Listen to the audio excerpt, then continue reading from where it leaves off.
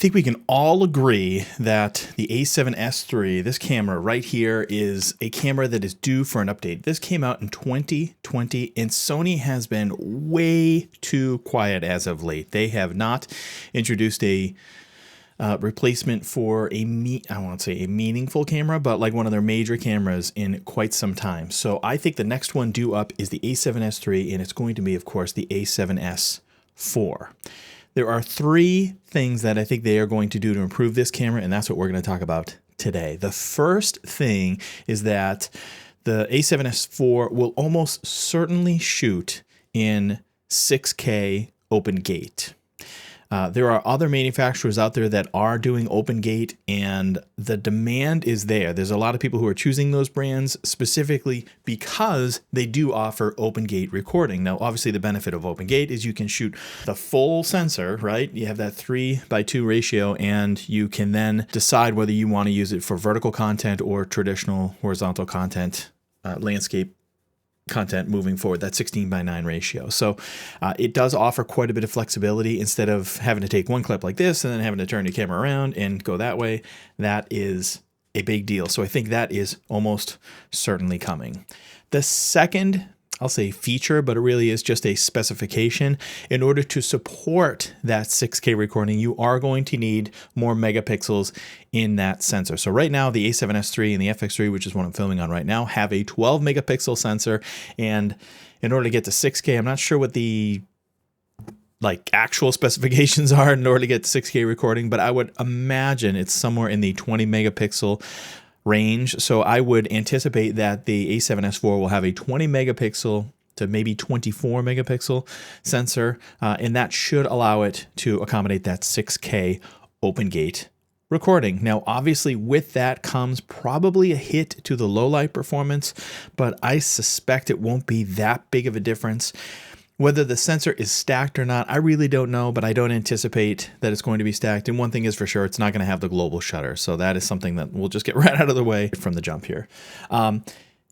The third feature that it is going to have, in my opinion, and they'd be crazy not to do it, is the feature that is found, it is something that is found on the A7R5, which I have in this hand, is this 4-axis screen. So if you have never used this 4-axis screen, once you use it, you never want another camera without it. In fact, I look at these cameras around me and I'm like, I want to sell everything and just wait until all the cameras have this screen. It is the best of both worlds, and it really does change your shooting style, because when you put a side handle on a camera and then you go to try to open it up and handle the video like normally you're holding it like this, right, with the support, almost the screen as a support on your wrist, or the wrist as a support for the screen, I should say.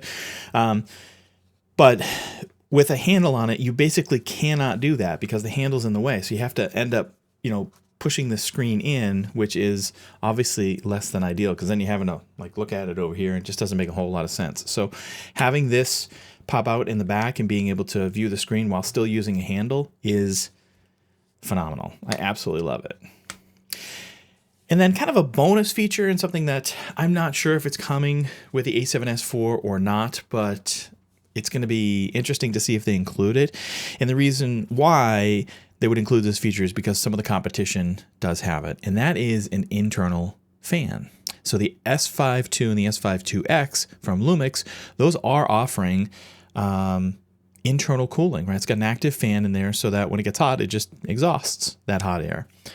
I would imagine shooting 6K open gate with a 24 megapixel sensor, things are going to get steamy. So rather than have any overheating issues, potential overheating issues, it's possible that Sony would put a fan in that camera.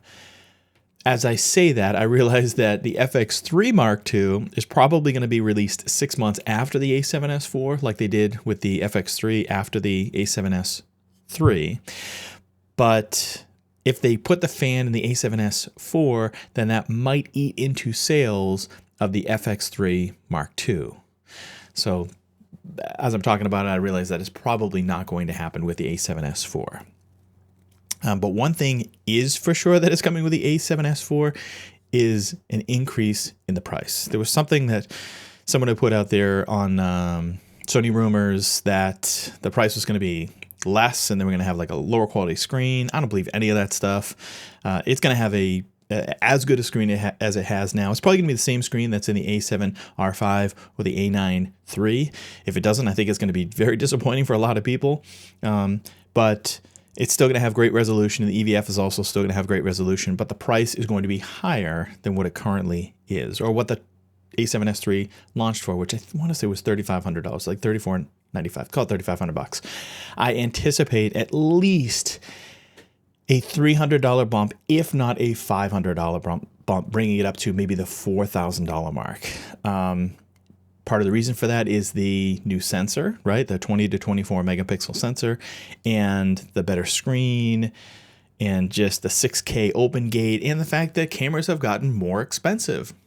When you look at all these cameras across the board, with a few exceptions, they've all gone up pretty dramatically in price over the past couple of years. So anyways, those are my thoughts on the A7S IV. I don't have any like insider info. This is just like me as a user of these cameras and where I see the market headed and what I see other competitors offering.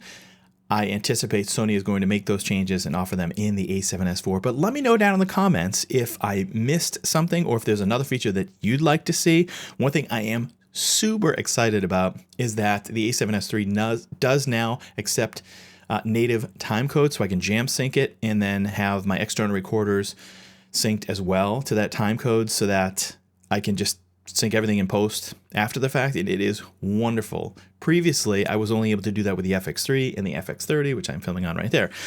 So now having it in the A7S III is amazing because it allows me to use that in the field without having to attach an external monitor. Because having the EVF with native timecode, it is chef's kiss. It is amazing. So if that's a feature that you're interested in, then I would encourage you to look at the A7S III or maybe even the A7S IV when it comes out.